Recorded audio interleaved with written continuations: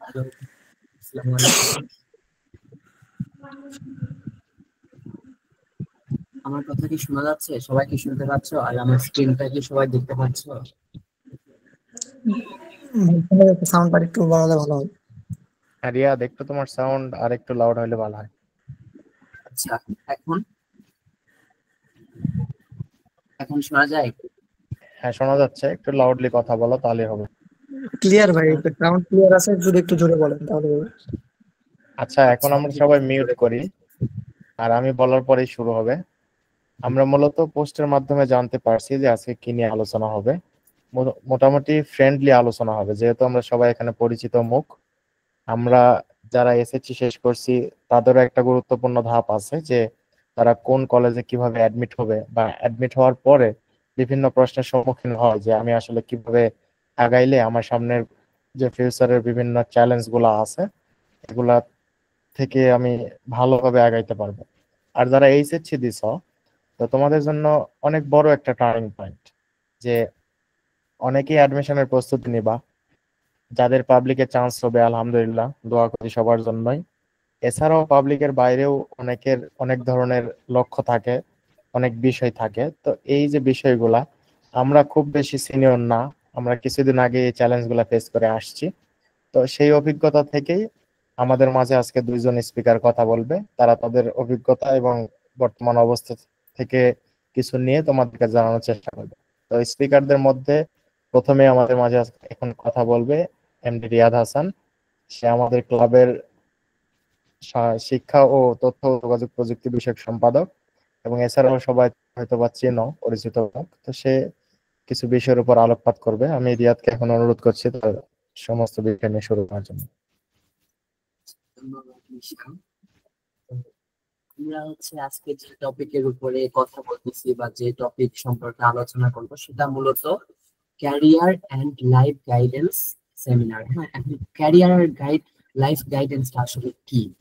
ধরো না, আমি এখন এসএসসি তে পড়তেছি। তো এসএসসির পরে আমাদের কি আছে, একটা ধাপ আছে। কিসের ধাপ? আমাদের হাই স্কুল থেকে কলেজ লেভেলে যাওয়ার একটা ধাপ। এবং এই সময়টাতে আমাদের অনেক প্রশ্ন থাকে। যেমন ধরো, অনেকে বলতে পারে আমি কোন সেক্টরে যাব, সায়েন্স নিব নাকি আর্টস নিব নাকি কমার্স নিব, এবং কোন সেক্টরে গেলে আমার পরবর্তী লাইফে কতটুকু অপরচুনিটি আমি পাবো। এই ব্যাপারগুলো নিয়ে আলোচনা করব। এবং এখন বর্তমান সমসাময়িক পর্যায়ে আমাদের ঠিক কি কি স্কিল ডেভেলপমেন্টের জায়গাগুলো আছে সেই সম্পর্কে আমি প্রথমে কথা বলবো। তো অলরেডি আমরা এখানে ব্যানার দেখছি, ব্যানারে তেমন দেখার মতো কিছু নাই। পরবর্তীতে আমি দেখো, স্ক্রিনশট, এখানে একটা কথা লেখা আছে যে success is the accumulation of little efforts. তার মানে তুমি কি করবা, তুমি একটা নির্দিষ্ট সাইটে যদি ধারণা নিতে যাও বা কোনো নির্দিষ্ট আহ, বিষয়ে যদি তুমি স্কিল ডেভেলপমেন্ট করতে যাও, তো তুমি কি একবার স্কিল ডেভেলপমেন্ট করতে পারবা? ধরে নাও যে আমি এখন আক্কেলপুরের পর্যায়ে বলি, আক্কেলপুরে অনেকে দেখো যে মার্কেটিং এর কাজ শিখতেছে, অনেকে Microsoft Word, Excel, PowerPoint, এক কথায় অফিসের কাজগুলো শিখতেছে। তো ওগুলো কাজ কি একবারে কেউ শিখতে পারে? একবারে তো শিখতে পারে না। তারা কি করে? Little effort. লিটিল এফোর্ট মানে অনেকগুলো কাজ একসাথে করে, অনেকগুলো কাজ একসাথে করে, মানে অনেকগুলো ধাপে ধাপে ধাপে ধাপে শিখে, এবং পরবর্তীতে সে একটা মানে প্রো লেভেলে যাইতে পারে। যে আমি, হ্যাঁ, এখন আমাকে যদি মাইক্রোসফট ওয়ার্ড বলো, পাওয়ার পয়েন্ট বলো, এক্সেল বলো, যে কোনো একটা বিষয়ে যদি আমাকে কেউ কোনো প্রশ্ন করে অথবা কোনো একটা প্রজেক্ট বানাইতে দিতে বলে, তাহলে আমি সাথে সাথেই পারবো। তো এইটা শেখার জন্য তোমার কি করা লাগছে? অনেকগুলো এফোর্ট দেওয়া লাগছে, এবং তারপরের প্রেক্ষিতে তুমি কি হয়েছে? সাকসেসফুল হয়েছে। এই ব্যাপারটা, এটা নর্মাল একটা কোড। তো দেখো, এখানে আমরা মূলত যে শর্ট টপিক গুলো নিয়ে সম্পর্কে আলোচনা করবো সেটা হচ্ছে আমার সম্পর্কে আমি একটা আইডিয়া দিব যে আমি কি কি করে আসছি না করে আসছি। স্কিল অ্যাসেসমেন্ট, তোমাদের তোমাদের জন্য স্কিল অ্যাসেসমেন্ট, কি কি স্কিল এখন পর্যন্ত ক্যারি করা দরকার। ক্যারিয়ার মাইলস্টোন, মানে তুমি স্কিল ডেভেলপমেন্টের পাশাপাশি তোমার আপকামিং লাইফে কি কি গাইডেন্স দরকার, সেই ব্যাপারগুলো সম্পর্কে আলোচনা করবো। গাইডেন্স ফর এসএসসি ক্যান্ডিডেটদের জন্য কি দরকার, এইচএসসি ক্যান্ডিডেটদের জন্য কি দরকার, এই ব্যাপারগুলো নিয়ে আমরা আপাতত আজকে আলোচনা করব। তো আমার নাম সবাই জানো, আমার নাম MD Riyad Hasan, full name. আর আমি বর্তমানে secretary for education and ICT writing সুপারভাইজে সামান্য একটা পদে কাজ করতেছি, এবং এটা আমার প্রথম একটা অফিসিয়াল ব্রিফিং তোমাদের সকলের সাথে। এছাড়া আমি পড়তেছি computer science and engineering Uttara ইউনিভার্সিটিতে, আর আমি আমার ইন্টারমিডিয়েট শেষ করছি ঢাকা কলেজ থেকে সায়েন্স ব্যাকগ্রাউন্ডে। এখন দেখো স্কিল অ্যাসেসমেন্ট তোমাদের বোথ, এটা কাদের জন্য বলতেছি, বোথ এসএসসি এবং এইচএসসি যারা আছে তাদের প্রত্যেকের জন্যই বলতেছি। এবং এরকম না যে শুধুমাত্র সায়েন্স ব্যাকগ্রাউন্ড অথবা কমার্স আর্টস ব্যাকগ্রাউন্ডের জন্য বলতেছি, এটা না। ব্যাপারটা দেখো, তোমাদের মূলত শিখতে হবে হচ্ছে free hand writing. Free hand writing বলতে কি বোঝায়? ফ্রি হ্যান্ড রাইটিং বলতে বোঝায় আমাদের মাতৃভাষা কি? আমাদের মাতৃভাষা হচ্ছে বাংলা, তাই না?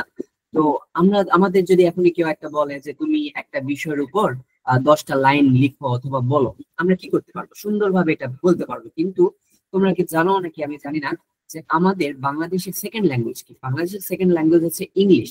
তো এই মুহূর্তে দাঁড়ায়, বর্তমান সিচুয়েশনে দাঁড়ায়, আমি যদি তোমাদের কাউকে একজনকে বলি যে তোমাকে আমি একটা টপিক দিব, তোমরা এই টপিকের উপর আমাকে 10 লাইনে প্রত্যেকে বলো, ইংলিশে বলবা, সেটা একটা ব্যাপার হইতে পারে। অথবা আমি যদি এর থেকেও সহজভাবে তোমাদেরকে বলি যে তুমি এসে আমাকে তোমার সম্পর্কে, নিজের সম্পর্কে 5 লাইন বলো, বেশি না, জাস্ট 5 লাইন ইংলিশে বলো, এখানে অনেকে আটকায় যাবার, অনেকে। এখন এই ব্যাপারটুকুতে আমাদের কি করা লাগবে? এগুলো কিন্তু স্কিল, এগুলো আমাদের ডেভেলপমেন্ট করা লাগবে। কি করা লাগবে? আমাদের ফ্রি হ্যান্ড রাইটিংটা শেখা লাগবে। তারপরে কি আসতে পারে? বর্তমান যুগ, আধুনিক যুগ, আমরা জানি বিভিন্ন প্রযুক্তির যুগ। আমাদের এমন কেউ নাই এখন অব্দি যে অ্যান্ড্রয়েড ফোন ইউজ করে না, রাইট? কম্পিউটার ইউজ করে না। তো এই কম্পিউটার, অ্যান্ড্রয়েড ফোন, এই ব্যাপারগুলো যখন আমরা ইউজ করতে যাই, অবশ্যই আমাদের টেকনোলজিক্যাল জ্ঞান থাকা দরকার। তার মানে কি দরকার? আমাদের কম্পিউটার টুলস সম্পর্কে জানা লাগবে, টেকনোলজি সম্পর্কে আমাদের কি করা লাগবে, একটা ধারণা নেওয়া লাগবে। এখন সমসাময়িক পরিস্থিতিতে কোন ব্যাপারটা সব থেকে হাইপে আছে, কোন প্রযুক্তিটা সব থেকে হাইপে আছে, কোন প্রযুক্তিটা সব থেকে অ্যাডভান্স প্রযুক্তি, সেই সম্পর্কে আমি যদি ব্যবহার নাও করতে পারি, অ্যাটলিস্ট আমাদের একটা আইডিয়া রাখা লাগবে। তারপরে কি রাখা লাগবে? Subjective concept. সাবজেক্টিভ কনসেপ্ট বলতে কি বোঝায়? যেমন ধরো যে একজন সায়েন্স ব্যাকগ্রাউন্ডে আসছে, সায়েন্স ব্যাকগ্রাউন্ডে কি কি সাবজেক্ট আসতে পারে? ফিজিক্স আসতে পারে, কেমিস্ট্রি আসতে পারে, ম্যাথ আসতে পারে, এবং তার সাথে কি আসতে পারে? আইসিটি আসতে পারে। তো অনেকে আছে না যে একজন অনেক ভালো ফিজিক্স পারে, একজন অনেক ভালো কেমিস্ট্রি পারে, একজন অনেক ভালো ম্যাথ পারে, একজন অনেক ভালো আইসিটি পারে। তো দেখবা বাংলাদেশের ইন্টারমিডিয়েট স্টুডেন্টরা এটা ভালো জানবা যে বাংলাদেশের প্রেক্ষাপটে এখন কি হয়। এখন ইন্টারমিডিয়েটে যারা ভালো ম্যাথমেটিক্স পারে, যারা ভালো আইসিটি পারে, তারা একটা প্যাশন চুজ করে। সেটা কি? সেটা হচ্ছে ইঞ্জিনিয়ারিং প্যাশনটা চুজ করে। এবং এটা এসএসসির ক্ষেত্রেও হয় যে আমি যখন এসএসসি তে বা ক্লাস 9-এ যখন প্রথম উঠি জেনারেল থেকে, তখন আমাদের সামনে একটা নতুন ব্যাপার আসে, একটা নতুন টপিক আসে, সেটা হচ্ছে মেইন সাবজেক্ট কি করব, ফোর্থ সাবজেক্ট কি করব। সেই সময় আমাদের গুরুজনেরা কি বলে, বা আমাদের যারা সিনিয়র তারা বলে, তুমি কি ম্যাথ ভালো পারো? ম্যাথ ভালো পারলে হায়ার ম্যাথ নাও, আর ম্যাথ ভালো না পারলে ফোর্থ সাবজেক্ট হিসেবে অন্য, মানে মেইন সাবজেক্ট হিসেবে অন্য একটা সাবজেক্ট নাও। এই কথাগুলো বলে। তার মধ্যে আমরা যদি সায়েন্স ব্যাকগ্রাউন্ডে আসি বা যে কোন অন্য যে ব্যাকগ্রাউন্ডে আসি না কেন, কমার্স আর্টস, আমাদের কি করা লাগবে? সাবজেক্টিভ কনসেপ্ট গুলো ক্লিয়ার করা লাগবে। এরকম না যে এই ব্যাপারগুলো এসএসসি তে আমি একটা বিষয় শিখলাম, তারপরে ইন্টারমিডিয়েটে কি আমার ওই লাগবে না, এই জন্য আমি মনে করো খাপছাড়া ভাবে কোনো কিছু শিখলাম না। এটা হচ্ছে একটা ভুল কনসেপ্ট। তুমি চিন্তা করো ক্লাস 7-এ, 7 না 6-এ যদি তুমি ওঠো, তাহলে ম্যাথমেটিক্সে বীজগণিত টার্মটা প্রথম আসে, শুধুমাত্র যোগ বিয়োগ আসে। তারপরে ক্লাস 7-এ যখন আসো, তখন তোমাদের বীজগণিতে কি পড়াই? সূত্র পড়াই বীজগণিতে। তারপর বিভিন্ন সূত্র সাথে সাথে আমরা আলোচিত হই, যোগ বিয়োগ গুণ ভাগ কোর লেভেলের ব্যাপারগুলো আসে। যখন তুমি 8-এ আসো আরেকটু অ্যাডভান্স হয়, 9-এ যখন আসো তখন আরেকটু অ্যাডভান্স হয়। তো এই ব্যাপারগুলো কিন্তু দেখো ধাপে ধাপে ধাপে ধাপে আসতেছে। এরকম না যে আমি এখন শিখলাম 10 দিন পর আমার লাগবে না, এই জন্য আমি খাপছাড়া ভাবে শিখলাম। এটা করা যাবে না। এটা একটা তোমাদের জন্য গাইডলাইন বলতে পারো যে সাবজেক্টিভ কনসেপ্ট গুলো না আমাদের কি করতে হবে, ধাপে ধাপে যাই শিখি না কেন কনসেপ্টের সহকারে শিখতে হবে। আরেকটা কি? কো-কারিকুলার অ্যাক্টিভিটিস। তো কো-কারিকুলার অ্যাক্টিভিটিস বলতে কি বোঝায়? পড়াশোনার পাশাপাশি বাহ্যিক ভাবে আমি কতটুকু সমাজের জন্য করতে পারি, অথবা নিজের স্কিল ডেভেলপমেন্টের জন্য করতেছি, এই ব্যাপারগুলা। তো কো-কারিকুলার অ্যাক্টিভিটিস এর মধ্যে বাংলাদেশের বেশিরভাগ স্কুল কলেজে একটা তোমার প্রতিষ্ঠান আছে, সেটা হচ্ছে স্কাউটিং।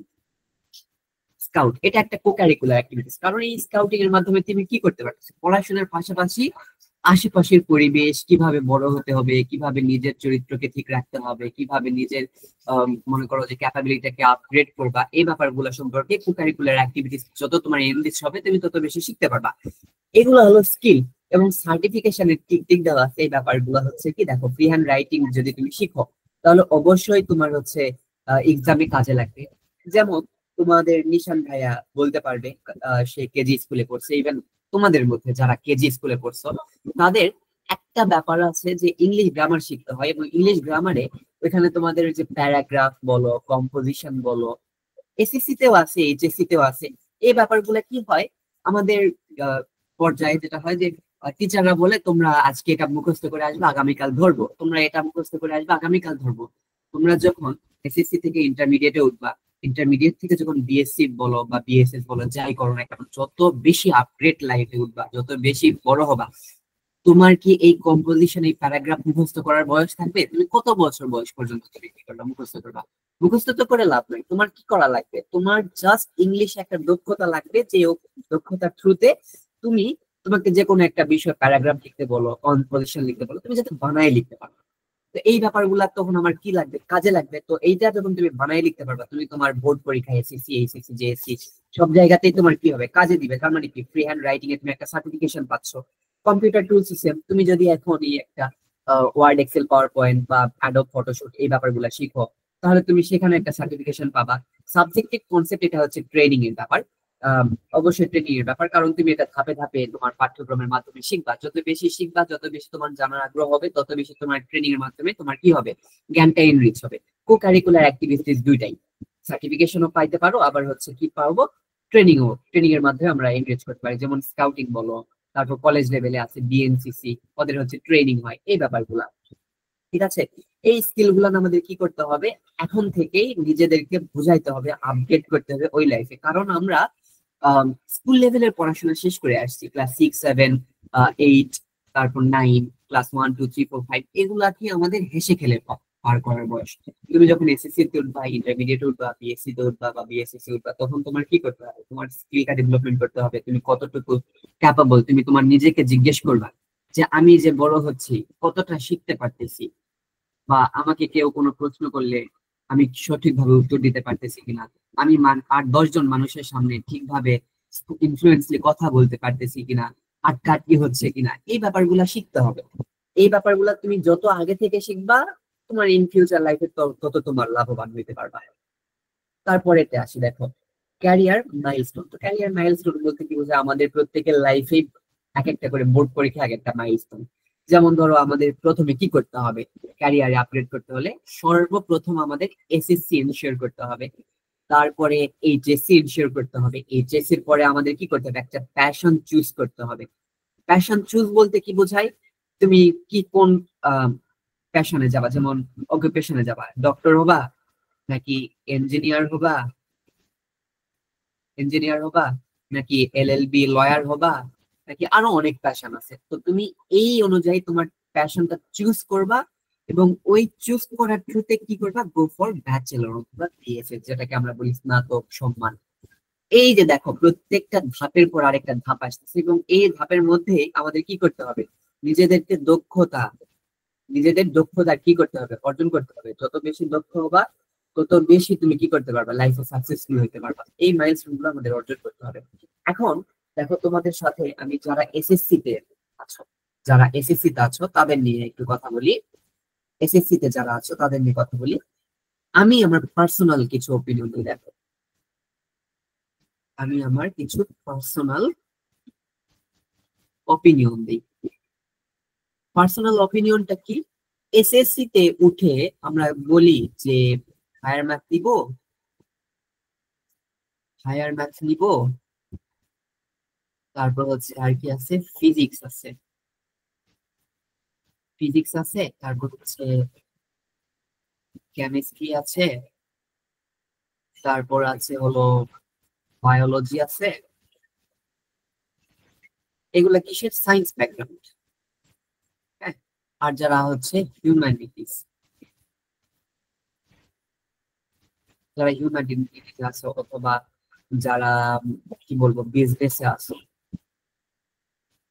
যারা বিজনেস আছে, তো এই ব্যাপারগুলো একটা কি আসে, সিলেকশন আসে যে বিজনেসে আগাবো নাকি সায়েন্স আগাবো নাকি কিসে আগাবো, হিউম্যানিটিসে আগাবো।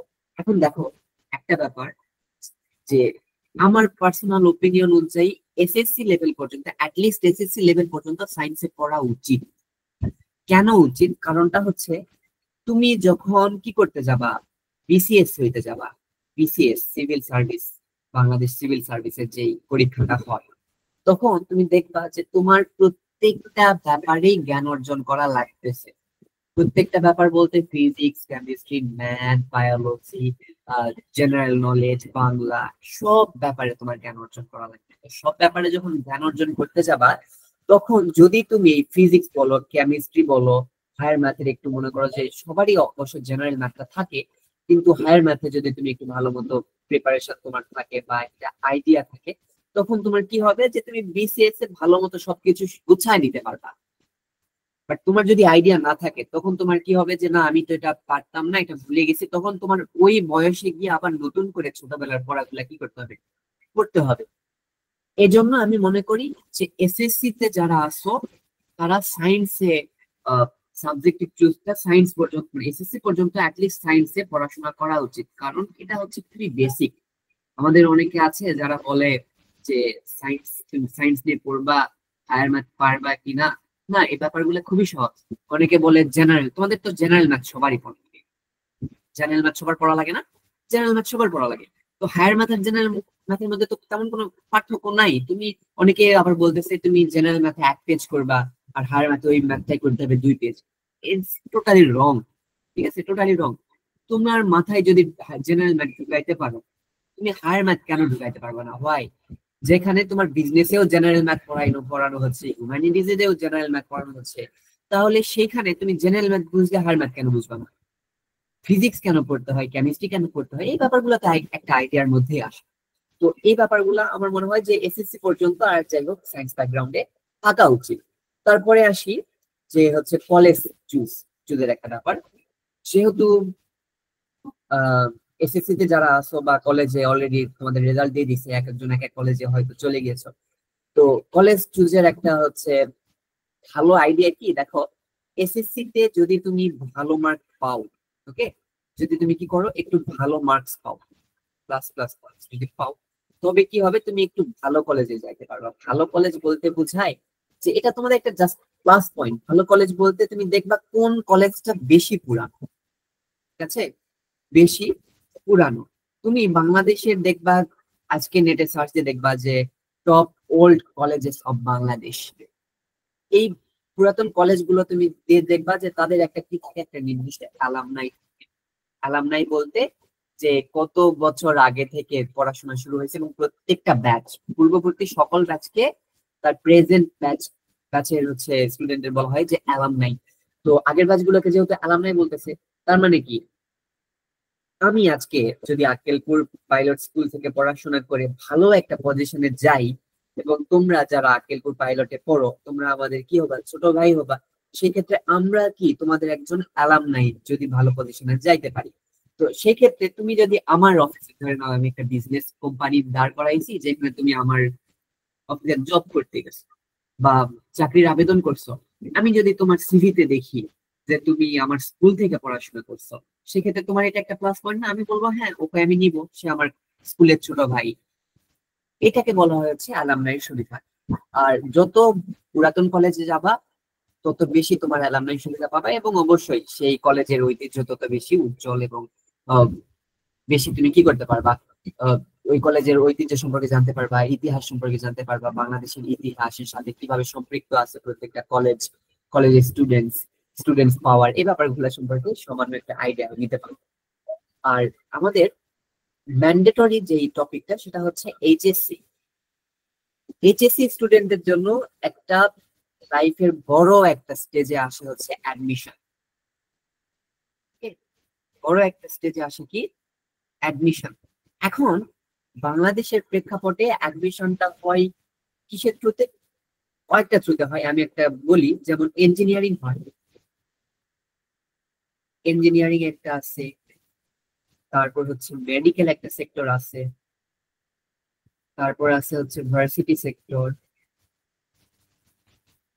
আরেকটা আছে হচ্ছে আইএসএসবি সেক্টর, এবং আরেকটা সেক্টর আছে সেটা হচ্ছে মেরিট সেক্টর।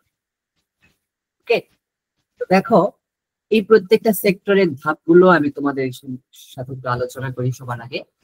যে এইচএসসি যখন শেষ করবা, এইচএসসি তে ভালো একটা পয়েন্ট যখন গেদার করবা, এইচএসসি তে শেষ করার পরে তখন যারা সায়েন্স ব্যাকগ্রাউন্ডে আসো, যারা কি আছো সায়েন্স ব্যাকগ্রাউন্ডে আসো, তাদের জন্য এই কয়টা অপরচুনিটি দিলাম, 1 2 3 4 5, 5টা অপরচুনিটি তোমাদের জন্য ওপেন। তার মানে কি সায়েন্স ব্যাকগ্রাউন্ডের স্টুডেন্টরা সব জায়গাতে অ্যাপ্লাই করতে পারবা, সব জায়গাতে কম্পিট করতে পারবা। এবং যারা হিউম্যানিটিজে আছে, হিউম্যানিটিজে যারা আছো তাদের কথা বলতেছি, তারা ভার্সিটিতে কম্পিট করতে পারবা, আইসিএসবি তে কম্পিট করতে পারবা, মেরিনে পারবা না। এই দুটা তোমাদের জন্য অপরচুনিটি। আর যারা অ্যাকাউন্টিং এ আছো, অ্যাকাউন্টিং এ যারা আছো তারা শুধুমাত্র ভার্সিটিতে এবং আইএসএসবি তে কন্টিনিউ করতে পারবা। এখন প্রত্যেকটা বিষয় সম্পর্কে একটু আইডিয়া দিই। ইঞ্জিনিয়ারিং, ইঞ্জিনিয়ারিংটা কি? ইঞ্জিনিয়ারিং বলতে বোঝাচ্ছে যে তুমি প্রকৌশল বিদ্যায় পড়াশোনা করা আসলে। তো ইঞ্জিনিয়ারিং এ বাংলাদেশে কি কি ইউনিভার্সিটি আছে সেটা আগে দেখো। বুয়েট আছে, তারপর হচ্ছে রুয়েট আছে, তারপর আছে হচ্ছে চুয়েট, তারপর আছে হচ্ছে কুয়েট। এগুলা, এই চারটা হচ্ছে বাংলাদেশের শুধুমাত্র ইঞ্জিনিয়ারিং বিশ্ববিদ্যালয়, শুধুমাত্র ইঞ্জিনিয়ারিং বিশ্ববিদ্যালয়। এছাড়াও অনেকগুলো কি আছে, প্রযুক্তি বিশ্ববিদ্যালয় আছে। ঠিক আছে, অনেকগুলো প্রযুক্তি বিশ্ববিদ্যালয় আছে, যে প্রযুক্তি বিশ্ববিদ্যালয়গুলোতে ইঞ্জিনিয়ারিং সাবজেক্ট গুলো আছে, কিন্তু সেগুলা নর্মালি ভার্সিটির আন্ডারে হয়। তো এই ইঞ্জিনিয়ারিং পড়তে গেলে অবশ্যই তোমার কি কি থাকতে হবে, হায়ার ম্যাথে ভালো একটা মার্ক থাকতে হবে, ফিজিক্সে ভালো একটা মার্কস থাকতে হবে, কেমিস্ট্রিতে থাকতে হবে, এবং ইংলিশে থাকতে হবে। এই ব্যাপারগুলো তোমাদের আইডিয়া রাখতে হবে যে ফিজিক্স কেমিস্ট্রি, যেমন লিখে দিলাম ফিজিক্স কেমিস্ট্রি ম্যাথ ইংলিশ, পিসিএমই, এই চারটা বিষয় তোমাকে প্লাস ইনশিওর করতে হবে, তাহলে তুমি ইঞ্জিনিয়ারিং এ অ্যাপিয়ার করতে পারবা। দ্বিতীয়তে আসি হচ্ছে মেডিকেল সেক্টর। মেডিকেল সেক্টরে তোমাকে কি থাকতে হবে, অবশ্যই একজন বায়োলজি স্টুডেন্ট হইতে হবে, বায়োলজি স্টুডেন্ট হইতে হবে। ঠিক আছে, তো বায়োলজি স্টুডেন্ট বলতে বোঝায় যে অনেকে বলে, জিজ্ঞেস করতে পারো যে ভাইয়া আমি তো হায়ার ম্যাথে পড়ছি, আমার মেইন সাবজেক্ট হায়ার ম্যাথ, আমি কি মেডিকেলে পারবো? হ্যাঁ অবশ্যই পারবা। তোমার just physics chemistry math biology, এই চারটা সায়েন্সের কোর্স সাবজেক্টের মধ্যে বায়োলজি থাকতে হবে। বায়োলজিতে যদি তুমি থাকে তাহলে তুমি মেডিকেলে অ্যাপিয়ার করতে পারবা। এবং ভার্সিটির ক্ষেত্রে তোমার যে কোনো সাবজেক্টে পরীক্ষা দিতে পারবা, বাংলাতেও দিতে পারবা, ইংলিশেও দিতে পারবা। নর্মালি পরীক্ষা হয় কিসে কিসে সেটা বলি। সায়েন্স ব্যাকগ্রাউন্ড থেকে যারা আসে তাদের জন্য হয় physics, chemistry, math, English, Bangla, GK, এই সাবজেক্টগুলো পরীক্ষা হয়। এবং যারা আর্টস থেকে আসো তাদের জন্য শুধুমাত্র হবে বাংলা, ইংলিশ এবং জিকে, এই তিনটা সাবজেক্ট থেকে তোমাদের অ্যাডমিশন টেস্ট হবে। এটা হচ্ছে ভার্সিটি অ্যাডমিশন প্রসিজার। আর আইসিএসবিটা কি? আইসিএসবি হচ্ছে বাংলাদেশের সব থেকে মোস্টলি ডিমান্ডেবল একটা পেশা, যেটার আন্ডারে কি কি থাকে, যেটার আন্ডারে থাকে হচ্ছে আর্মি, নেভি, এয়ারফোর্স। তার মানে দেখো আমাদের আক্কেলপুরে হয় কি, যে তোমাদের অনেক বন্ধু বান্ধব হইতে পারে যে কি করতে যায়, মাঠ করতে যায়। আমরা সবাই শুনি কি করতে যায় বলতো, মাঠ করতে যায়। তো মাঠ করতে যাওয়া মানে সে হচ্ছে সৈনিকের জন্য কি করতেছে, সৈনিক পদে চাকরির জন্য আবেদন করতেছে। তো তোমরা এটা জানো যে তোমরা যদি এইচএসসি কমপ্লিট করো তাহলে এইচএসসি পরে তোমরা সরাসরি আর্মি, নেভি এবং এয়ারফোর্স এর অফিসার র্যাঙ্কে পরীক্ষা দিতে পারবা। এবং সেটা কোন পদে? লেফটেন্যান্ট পদে, লেফটেন্যান্ট। এবং এই লেফটেন্যান্ট পদে আবেদনের ক্ষেত্রে কিছু তোমাদের রুলস আছে, কিছু পরীক্ষা হয়। যেমন তোমাদের সবার আগে পরীক্ষা হবে রিটেন পরীক্ষা, মৌখিক পরীক্ষা, তারপরে তোমাদের ফিজিক্যাল টেস্ট হবে। ফিজিক্যাল টেস্টে এই তিনটা যদি তুমি টিকো, তার পরবর্তীতে তোমাকে নিয়ে যাওয়া হবে আইসিএসবি তে। এবং আইসিএসবি তে ওইখানে একটা পরীক্ষা আছে, যখন তোমরা এই ব্যাপারগুলোতে ঘাটাঘাটি করবা তখন জানতে পারবা। কিন্তু এই ব্যাপারটাতে দেখো যারা সায়েন্স ব্যাকগ্রাউন্ড থেকে আসে তারা তিনটাতে অ্যাপ্লাই করতে পারবে, তিনটার অফিসার র্যাঙ্কে অ্যাপ্লাই করতে পারবে। যারা হিউম্যানিটিস থেকে আসে তারা শুধুমাত্র এয়ারফোর্স এর অ্যাডমিনে এবং আর্মিতে অ্যাপ্লাই করতে পারবা, নেভিতে পারবা না, এবং এয়ারফোর্স এর একজন পাইলট হিসেবে অ্যাপ্লাই করতে পারবা না। এবং অ্যাকাউন্টিং থেকে যারা আসবে তারা ওই সেম আর্মি এবং এয়ারফোর্সের অ্যাডমিনে অ্যাপ্লাই করতে পারবা। যারা সায়েন্স থেকে আসবা তারা কি করতে পারবা, 3টা থেকে অ্যাপ্লাই করতে পারবা। তো প্রশ্ন করছো? হ্যাঁ বলো। হাঁটুটা ইসুকে মিস তানজিরা, কিছু বলবা? আচ্ছা, হয়তো চাপ লেগে আসছে, আমরা কন্টিনিউ করি।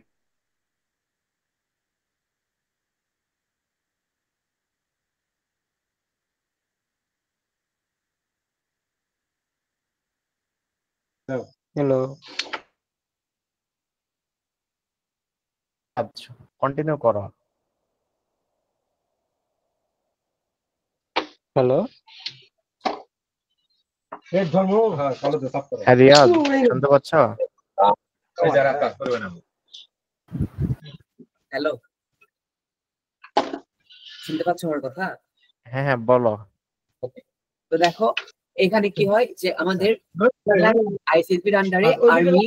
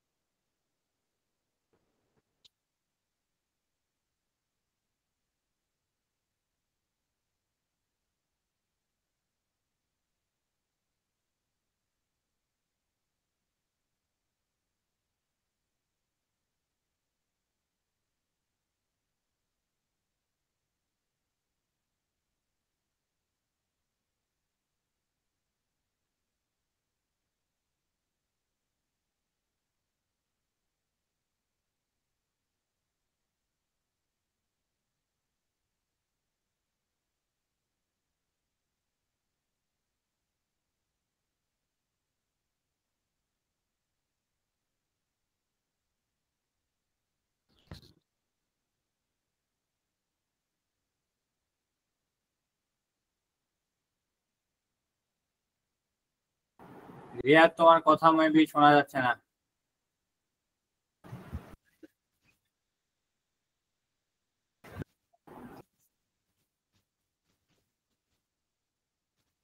আমি কি আনমিউট হয়ে যাচ্ছি বারবার? কন্টিনিউ করো। কন্টিনিউ করো। আচ্ছা, শোনা না গেলে একটু জানাও। হ্যাঁ, আমি তো হচ্ছে শেয়ার করছি তো এই জন্য বুঝতে পারতেছি। আচ্ছা আচ্ছা, না এবার শুরু করো। আচ্ছা, কোথায় ছিলাম? কতদূর থেকে শুনতে পাবো এটা কি জানো? এই যে গভর্নমেন্টের এই পেজের পর থেকে। আচ্ছা দেখো, টোটাল হচ্ছে বাংলাদেশে মেরিন একাডেমি গভর্নমেন্ট আছে 6টা, এবং এই 6টা মেরিন একাডেমির আন্ডারে তোমার ভর্তি পরীক্ষা হয় সেপ্টেম্বর মাসের দিকে, সেপ্টেম্বর অক্টোবরের দিকে, যেখানে তোমাদের পরীক্ষা অ্যাডমিশনের পরীক্ষা হবে physics, chemistry, math, biology, English, GK, এই 6টার উপরে পরীক্ষা হয়। এবং শুধুমাত্র শুধুমাত্র সায়েন্স ব্যাকগ্রাউন্ডের স্টুডেন্টরা এটার পরীক্ষা দিতে পারে। যদি এইটাতে প্রিলিমিনারিতে কেউ টিকো তাহলে তোমাদের একটা কি হবে, মেডিকেল টেস্ট হবে, মেডিকেল এক্সাম হবে, এবং এই মেডিকেলে টিকলে তোমরা কি করতে পারবা, মেরিন একাডেমিতে একজন মেরিন ক্যাডেট হিসেবে জয়েন করতে পারবা। এই ব্যাপারটা অনেকেই জানে না, তো তোমরা এই ব্যাপারে একটু ধারণা রাখবা। আরেকটা সেক্টর আছে, সেটা হচ্ছে এগ্রিকালচার। এগ্রিকালচার এগ্রিকালচার মূলত কৃষি বিষয়ক আমার পড়াশোনা। কৃষি বিষয়ক পড়াশোনা বলতে যে আমরা দেখো অনেকে হচ্ছে হয়তো বা মজা করি যে গরুর ডাক্তার, এই ডাক্তার সেই ডাক্তার, আসলে এটারও অনেক ডিমান্ড আছে। গরুর ডাক্তার যে বলি এটাকে বলা হয় হচ্ছে ডিভিএ, হ্যাঁ, ডক্টর অফ ভেটেনারি মেডিসিন। তো এই ব্যাপারটাতে, এই ডিভিএন সাবজেক্টটাতে চান্স পাইতে গেলেও তোমাদের অনেক অনেক অনেক বেশি পরিশ্রম করতে হবে। তো দেখো, এগ্রিকালচার বিশ্ববিদ্যালয় আছে, কৃষি বিশ্ববিদ্যালয় আছে বাংলাদেশে বেশ কয়েকটা, সেখানে তোমরা ভর্তি পরীক্ষা দিতে পারবা। সেখানে অবশ্যই ম্যান্ডেটরি শুধুমাত্র সায়েন্সের স্টুডেন্টরাই করতে পারে। যেখানে যদি তুমি ফিজিক্স, পরীক্ষা হবে, ফিজিক্স হবে, কেমিস্ট্রি হবে, ম্যাথ হবে, বায়োলজি হবে, ইংলিশ হবে, এবং জিকে হবে। এই টপিক গুলো তোমাদের, তার মানে কি বুঝতেছো যে তোমাদের আর কিছু হোক আর না হোক, ইংলিশটা প্রত্যেকটা জায়গাতেই তোমার কি হচ্ছে, ইংলিশটা ম্যান্ডেটরি হচ্ছে। তো এইটা হচ্ছে তোমাদের এসএসসি তে যারা আছো, এইচএসসি তে যারা আছো, বা তার ছোট যারা আছো, আমি তোমাদের বলবো সব সময় তোমরা কি করবা, ভোকাবিউলারি ভোকাবিউলারি এনরিচ করবা। ভোকাবিউলারি মানে কি, শব্দ শিখবা। কিছু বলছো? আচ্ছা, তোমরা কি করবা? শব্দ শিখবা, ভোকাবুলারি মুখস্থ করবা, শব্দার্থ মুখস্থ করবা, এবং এই বয়স থেকেই করতে হবে। প্রত্যেক দিন তোমাদের একটা গাইডলাইন দিই আজকে, গাইডলাইন। প্রত্যেক দিন,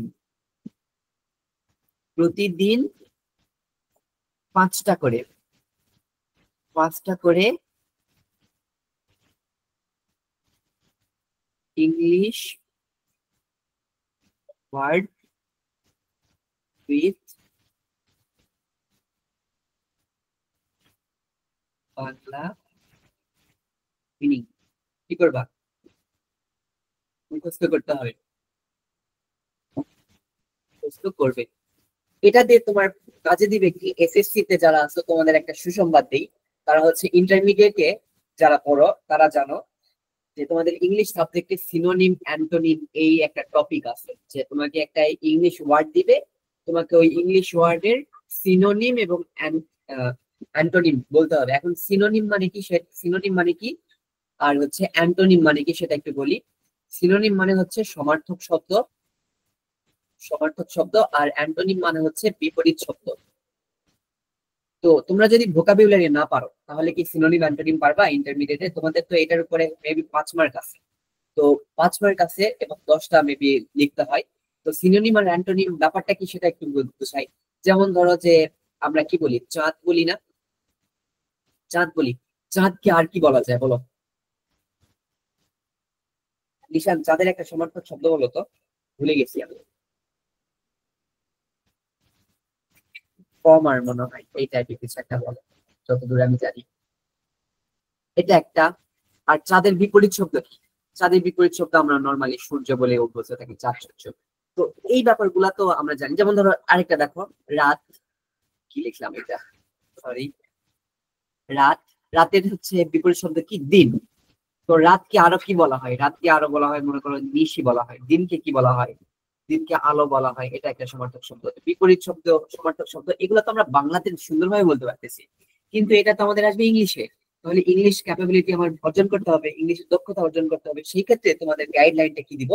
সেক্ষেত্রে তোমাদের গাইডলাইনটা অবশ্যই প্রত্যেক দিন 5টা করে হলেও ভোকাবুলারি মুখস্থ করবে। এখন বলবা যে ভাইয়া ভোকাবুলারি পাবো কই? তোমাদের বাসায় অবশ্যই সবার জন্য ডিকশনারি আছে, প্রত্যেকের হাতে হাতে স্মার্টফোন আছে, স্মার্টফোনে ডিকশনারি সফটওয়্যার আছে, এছাড়াও অনেক সফটওয়্যার আছে ইংলিশ শেখার মতো। সেই সফটওয়্যার গুলা তোমরা কি করতে পারো? যে ইনস্টল দিতে পারো অথবা লিখতে পারো। এবং এই ব্যাপারগুলো প্রত্যেকদিন কি করতে হবে? তোমাদের প্রতিদিনের লাইফে প্রয়োগ করতে হবে। কি করতে হবে? প্রত্যেক দিনের লাইফে তোমাদের প্রয়োগ করতে হবে। যদি প্রয়োগ করো তাহলে দেখবা যে তোমার ক্যাপাবিলিটিটাও বাড়ছে, ইংলিশ স্পিকিং স্কিলটাও বাড়ছে। এবং ইন ফিউচার যদি তোমাকে কখনো একটা শব্দ কোন একটা টপিক দিয়ে যদি বলি যে তুমি 5 লাইন লিখো, 10 লাইন লিখো, অথবা তোমাকে যদি বলি তুমি এই টপিকে একটা কম্পোজিশন লিখে দাও, তোমার যদি ভোকাবুলারি স্কিল থাকে তুমি অবশ্যই 101% শিওর তুমি বানায় লিখতে পারবা এবং সুন্দরভাবে লিখতে পারবা। এবং এটা তোমার ইন ফিউচারে খুবই কাজে দিবে। এটা একটা। এবং লাস্টের দিকে কয়েকটা কথা বলবো কি কি, যেমন ধরো যে তোমাদের সিভি রাইটিং কি আছে, পড়া আছে। সিভি রাইটিং, তোমরা সিভি রাইটিংটা কি, যে তোমরা নিজেদের একটা কারিকুলাম ভিটা বানাবা। যে তুমি ধরে নাও যে তোমার এডুকেশন অ্যাড করলা, এডুকেশন কোথায় কোথায় পড়াশোনা করছো, কত সালে পাস করছো, তারপর তুমি কি কি পারো, অ্যাক্টিভিটিস অ্যাড করবা। রেফারেন্স বলতে বোঝায় যে তোমার হাই প্রোফাইল বা বড় বড় তোমার মন্ত্রণালয়ে অথবা বড় বড় পজিশনে আছে এরকম তোমার কারোর সাথে চেনা জানা আছে কিনা, বা তোমাকে কতটুকু চিনি, এই ব্যাপারগুলো অ্যাড করতে পারবা। তো তোমরা নিজেদের একটা করে সিভি বানাবা, এবং সিভি বানাইলেই তোমরা দেখবে যে একে অপরের সাথে কম্পেয়ার করবা, তোমার অন্যান্য ফ্রেন্ডের সাথে কম্পেয়ার করবা যে কার সিভিতে কার অ্যাক্টিভিটিস বেশি, কে ভালো পড়াশোনা করছে, কে কার নিজের লেভেলটা আপডেট করছে। এই ব্যাপারগুলো তোমরা কি করবা? অ্যাড করবা। এবং আমি যারা আরএসবি তে আসো, রাইজিং সুপার বয়েজে আসো, আমি মিশনের মাধ্যমে বলবো যে আমাদের প্রত্যেকটা সদস্যকে অবশ্যই সিভি সাবমিট করতে হবে। অ্যাক্টিভেট।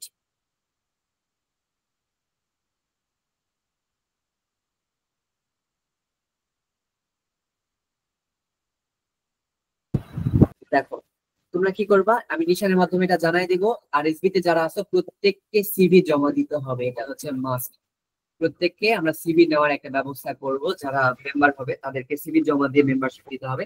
এরকম একটা ব্যাপার আমরা হচ্ছে কি করব, যে ইয়ে করব, অ্যাড করব।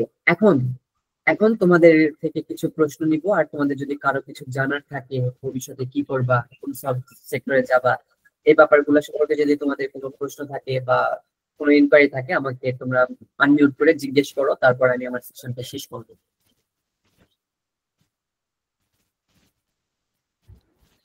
আচ্ছা, কারো কোনো প্রশ্ন এখন বলবে নাকি সজীব কথা বলার পরে নেব? কারো কোনো প্রশ্ন আছে নাকি সেকেন্ড সেশনটা আমরা শেষ করবো? আমরা আর সর্বোচ্চ 15 থেকে 20 মিনিটের মধ্যে শেষ করব।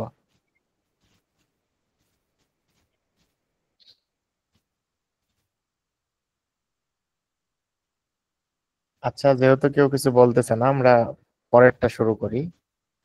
সেটা হলো, আমরা এতক্ষণ পর্যন্ত রিয়াদের কথাই শুনতেছিলাম।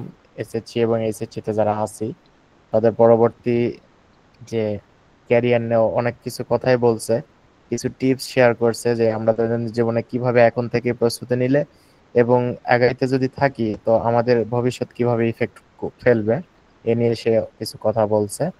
তো এখন আমরা যে বিষয় নিয়ে কথা বলবো, আমাদের সামনে সজীব আহমেদ কিছু কথা বলবে। মূলত আমরা বেশিরভাগ স্টুডেন্ট এখন দেখা যায় যে আমরা কিন্তু সবাই অনলাইন কেন্দ্রিক হয়ে গেছি। তো যা কিছুই করতে যাই সবকিছু সাইবারের মাধ্যমে করতে হয়, অনলাইনের মাধ্যমেই করতে হয়।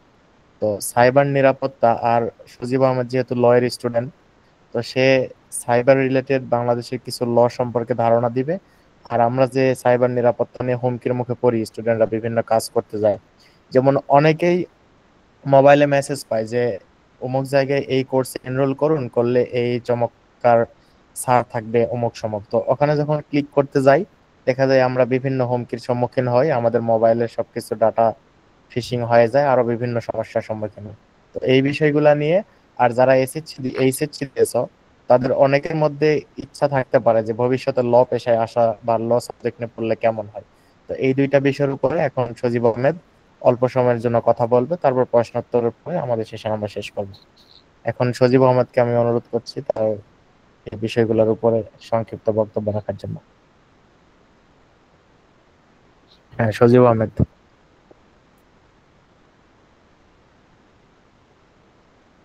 আসসালামু আলাইকুম সবাইকে। আমার কথা কি শোনা যায়? নিজের হ্যাঁ, কথা শোনা শোনা যাচ্ছে। যাচ্ছে? রিয়ার কথা শোনা যাচ্ছে? হ্যাঁ, যাচ্ছে। হ্যাঁ, শোনা যাচ্ছে, দেখা যাচ্ছে। তো দেখি যে এখানে তো স্টুডেন্টরা কেউ কথাই বলতেছে না, ঘটনা কি এখানে? আমার দেখতে পাচ্ছি কয়জন আছে, বেশি জন তো নেই।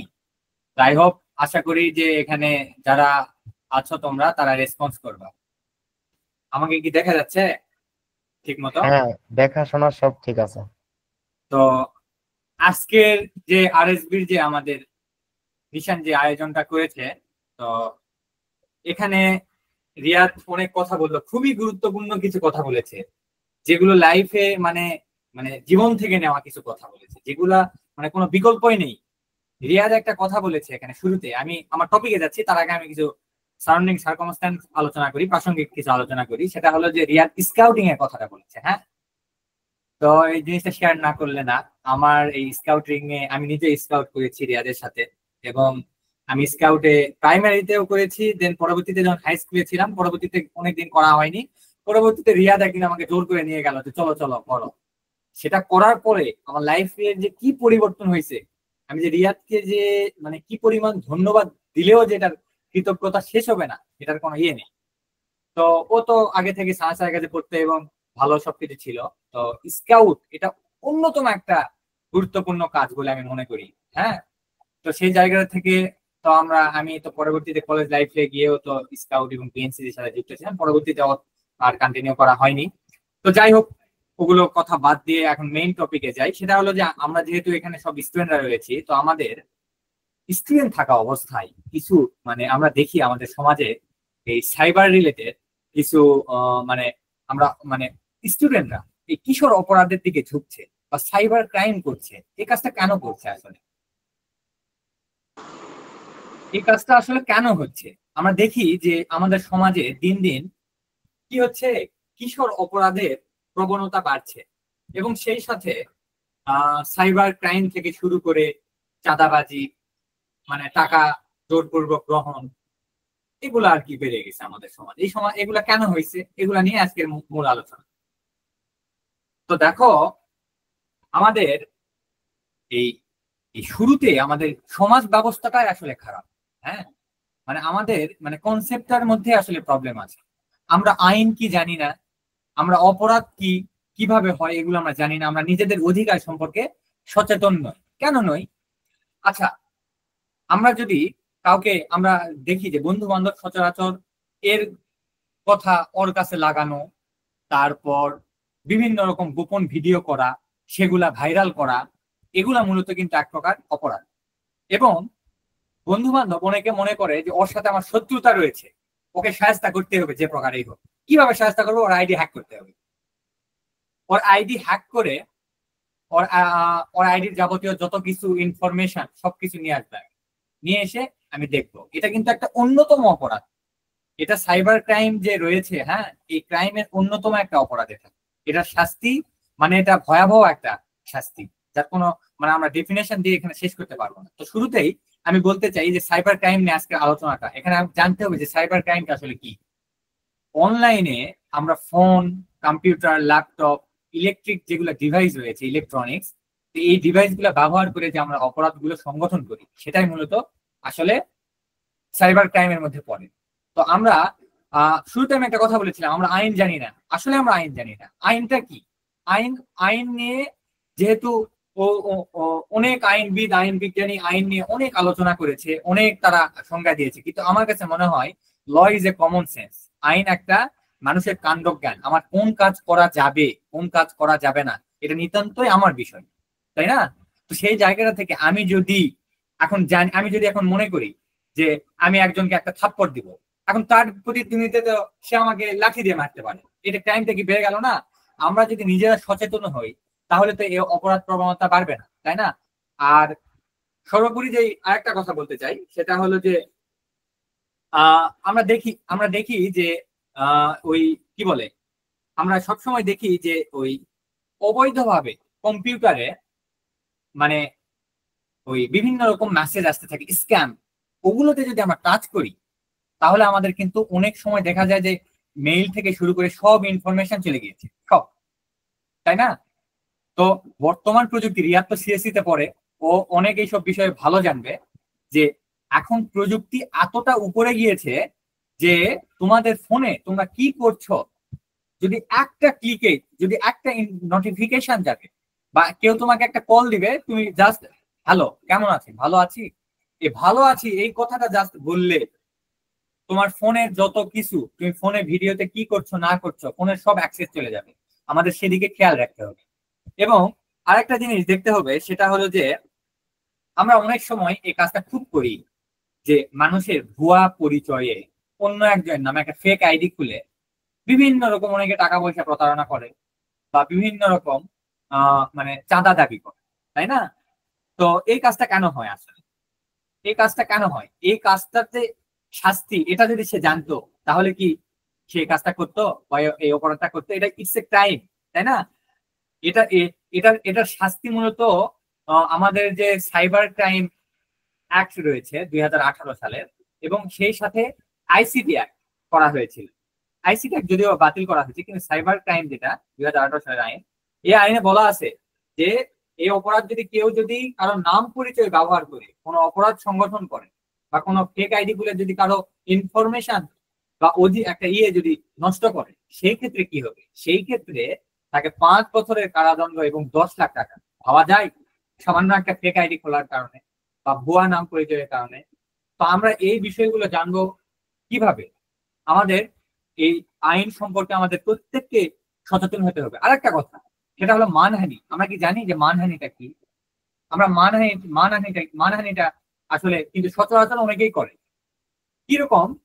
যে কারো নামে দুর্নাম বলে বেড়ানো, বা কারো একটা গোপন কথা সেটা নিয়ে ব্ল্যাকমেল করা, বা কারো একটা সুনামকে নষ্ট করা। এক কথায় কারো সুনাম খ্যাতি নিয়ে যদি কেউ যদি অপপ্রচার চালায়, সেটাই হলো মানহানি, যেটির প্রচলিত শাস্তি 3 বছরের কারাদণ্ড এবং সেই সাথে 3 লাখ টাকা জরিমানা। ভাবা যায় আমরা যে নিজেদের অজান্তেই কত রকম যে আমরা অপরাধ করি, সেটা মানে এটা বলে বোঝানো যাবে না। আরেকটা বিষয়, এখানে সব তোমরা যুবক আছো, এখানে আমাদের সমাজে একটা প্রচলিত মানে কি বলবো খুব বাজে একটা জিনিস এই কম্পিউটার দোকানগুলোতে, হ্যাঁ, এই পর্নোগ্রাফি।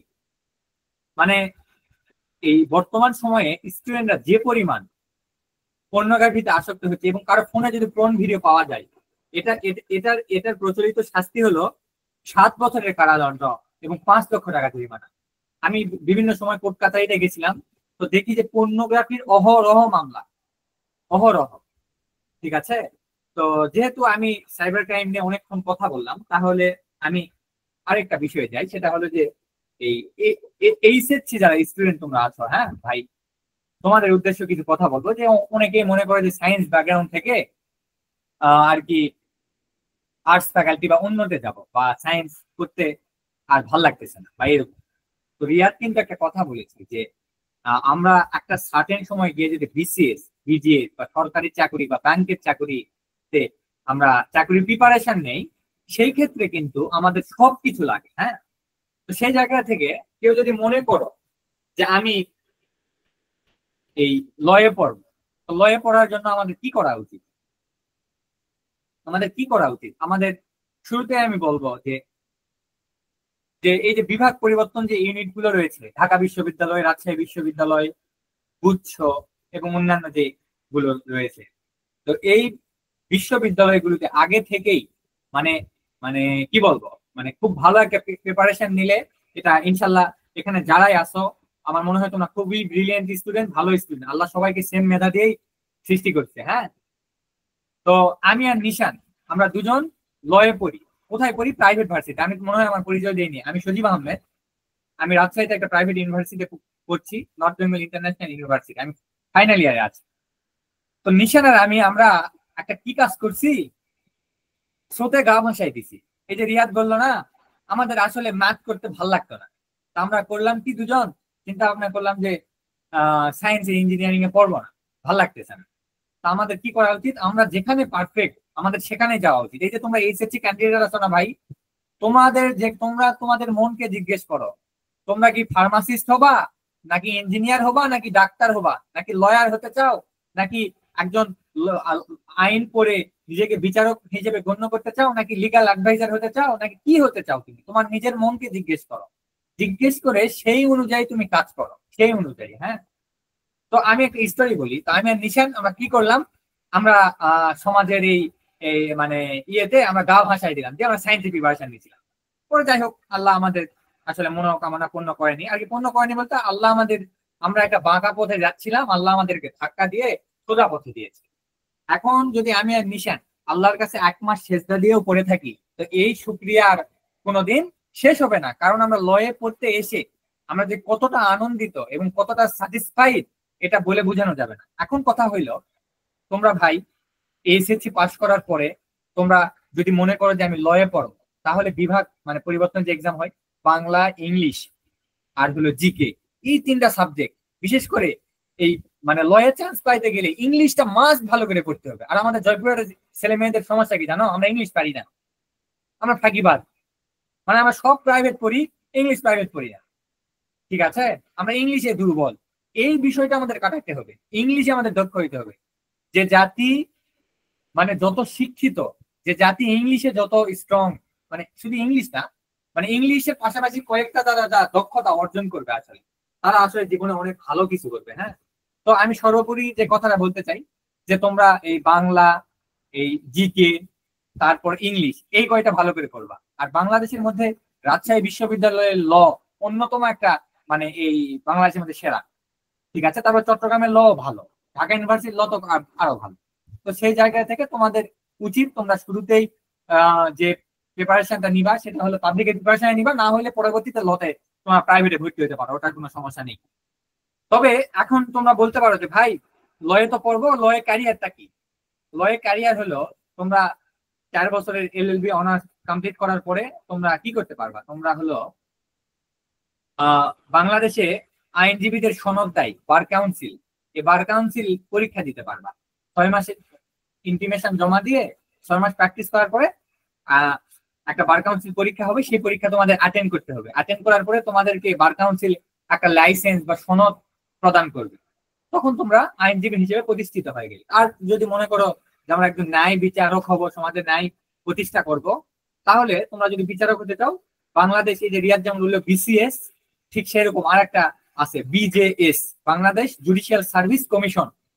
এই জুডিশিয়াল সার্ভিস কমিশনে শুধুমাত্র ল স্টুডেন্টরাই পরীক্ষা দিতে পারে।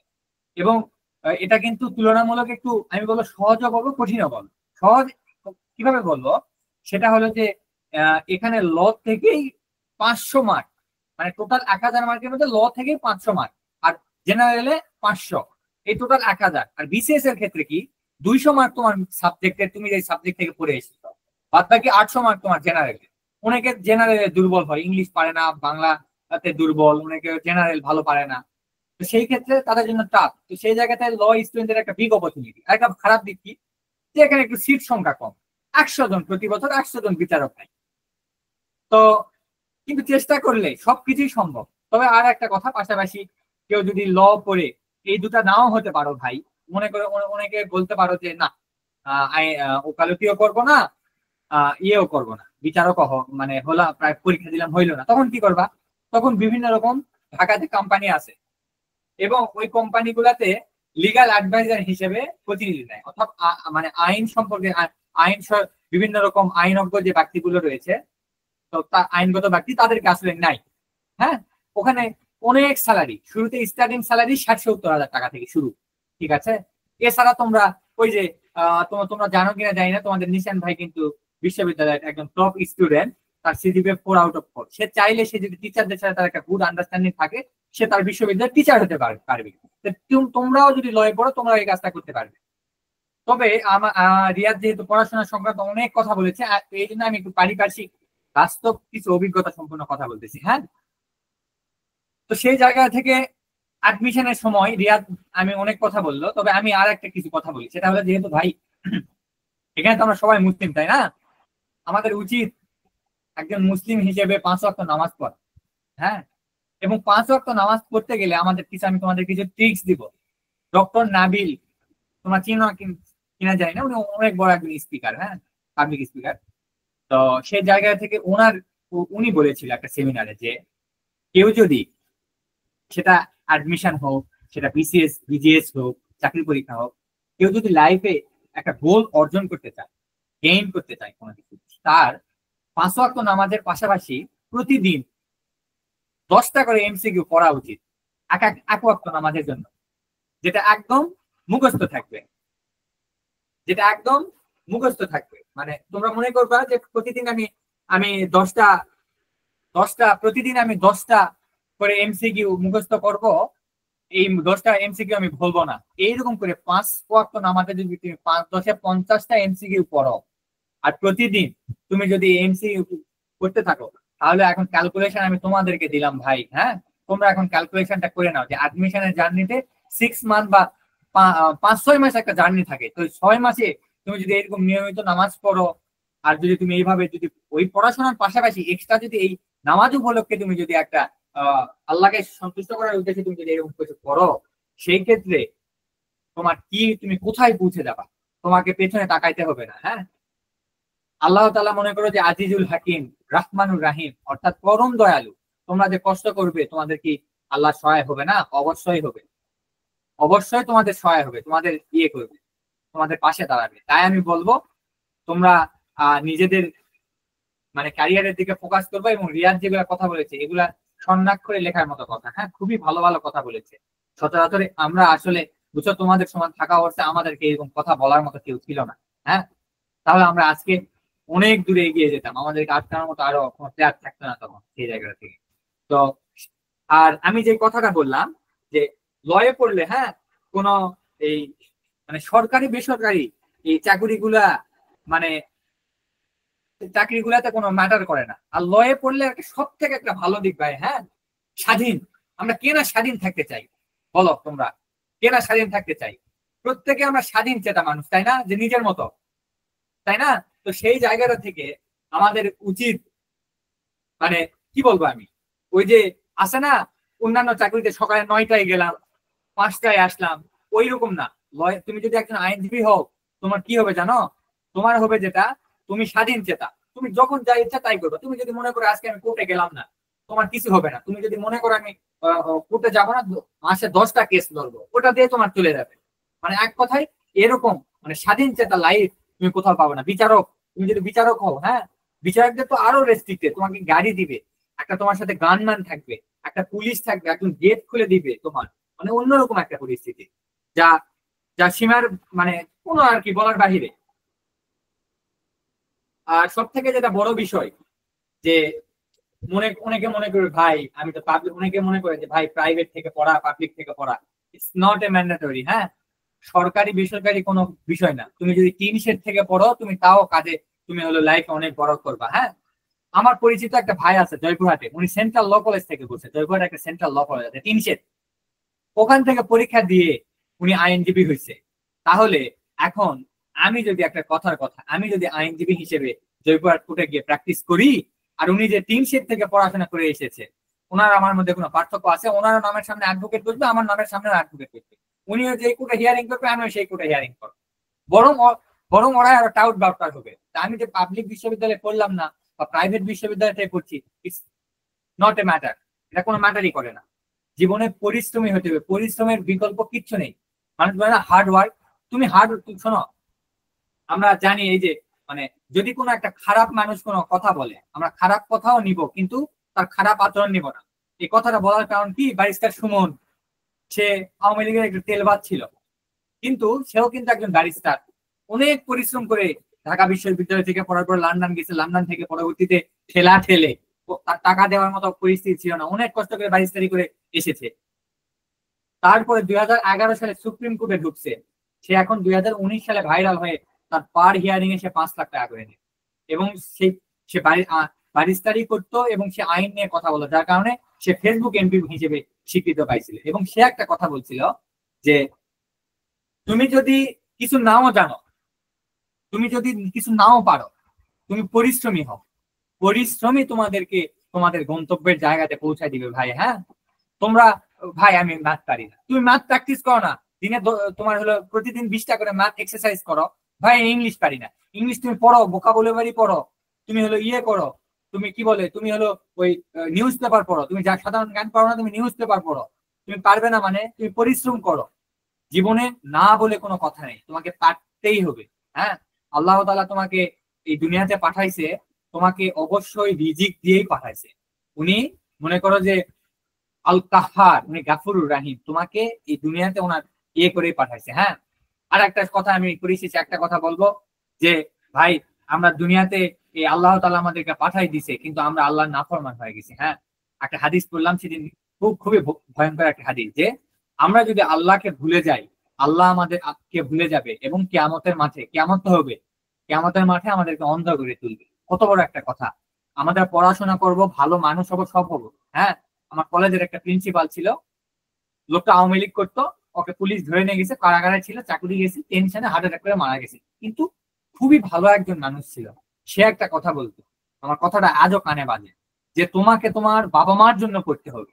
কোন স্টুডেন্ট যদি মনে করে যে আমাকে আমার বাবা মার জন্য করতে হবে, কারণ সেই বাবা মা তোমাকে, কেউ চাকরি করে পড়াচ্ছে, তার বেতনের টাকা থেকে পড়াচ্ছে, কারো বাবা মা কৃষক, কারো বাবা মা কর্মজীবী, কারো বাবা মা ভ্যানওয়ালা, কারো বাবা মা শ্রমজীবী, আমাকে আমার বাবা মার জন্য পরিশ্রম করে পড়তে হবে, লাইফে ভালো কিছু করতে হবে, তাহলে তুমি আলটিমেটলি তোমাদের লাইফে অনেক শাইন করো ভাই, অনেক দূরে চলে যাবা, তোমাদেরকে ধরার মতো কেউ থাকবে না। আসলে আমাদের আক্কেলপুরের স্টুডেন্টদেরকে একটা সমস্যা কি জানো, আমরা হলো মানে ওই মানে মানুষের সাথে ভালো ব্যবহার করতে পারি না। অনেকের সমস্যা কি, কথা গুছিয়ে বলতে পারি না। আমাদেরকে প্রথমে শিখতে হবে ভালো কথা। রিয়াদ অনেক কথা বলেছে, তার মধ্যে আমি একটা কথা বলবো, যে ম্যাচিউর হতে হবে, কথা সুন্দর করে বলতে হবে, রিপ্রেজেন্ট করতে হবে ভালো করে, এবং আদর্শ মানুষ হতে হবে, দয়াশীল হতে হবে, এবং কি করতে হবে, হেল্পফুল হতে হবে, মানে যা বলার বাহিরে। ঠিক আছে, তুমি মানুষকে, তুমি একটা ভালো কাজ করবা, সে ভালো কাজের রিওয়ার্ড তুমি পাবা। খারাপ কাজ করবা, ওই খারাপ কাজের রিওয়ার্ডও তুমি পাবা। ফর এক্সাম্পল, আমি এখন লাইফ থেকে একটা এক্সপিরিয়েন্স বলি। আমি আজ থেকে 2 বছর আগে রাজশাহী বিশ্ববিদ্যালয়ের একটা ভাই আমার সাথে থাকতো, উনি মেসটা ছেড়ে দেয়। আমার একটা স্টাফলার ছিল, হ্যাঁ, আমার একটা স্টাফলার ছিল, স্টাফলারটা ওনাকে আমি দিয়েছিলাম যে ভাই থাক, আপনি নেন যান জীবনে। তো আমি জানতাম যে সে তখন বিসিএস এর প্রিপারেশন নিচ্ছিল, নোট টোট করে স্টাফ করে, আমি চাইনি আর পরে উনিও নিয়ে বাসায় চলে গেছে। আমার মেসে একটা ভাই থাকতো রিসেন্ট, ওই ভাই মেস ছেড়ে চলে যাচ্ছে, যাওয়ার আগে সেম স্টাপলার, এই স্টাপলার সেম টু সেম এই স্টাপলার আমাকে বলছে যে সুদীপ তোমার কাছে এটা রাখো। তাহলে দেখো আমি কোন দিন একটা ভালো কাজ করছি, সেই ভালো কাজের রিওয়ার্ড আল্লাহ তাআলা আমাকে কালকে দিন।